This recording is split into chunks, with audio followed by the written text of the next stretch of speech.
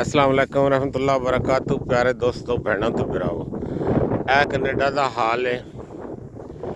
अज फरवरी की 15 ते 16 तरीक हो गई तो वेख लो आ सारे इलाके च ना बर्फ की चादर बिछी पई ते इस टाइम ना -20 ते वैदर है। ते आ सारा इलाके च वेख लो सारे चार चफेरे बर्फ है ते -20 च ना आ स्केटिंग करन आए हुए बच्चे। दो बच्चे बैठे नहाते बोर्ड नो स्केटिंग बोर्ड जेडे नो पैन दो बोर्ड पैन ते स्केटिंग कर रहे हैं।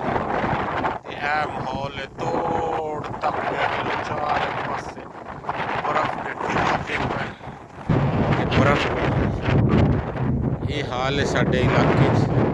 इन्नियां सनोवां पौंदियां न।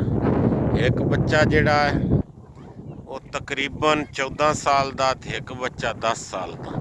ये दोनों बच्चे जेड़े ना स्केटिंग कर रहे हैं इत्थे इस एरिए दे विच। कनेडा का एरिया नार्थ साइड बैरीहाल बनता ते इनू प्यारे दोस्तों शेयर भी करिया। अल्लाह ताला तुहानू खुश रखे, हमेशा फुल्लां दी तरह मुस्कराते रहो।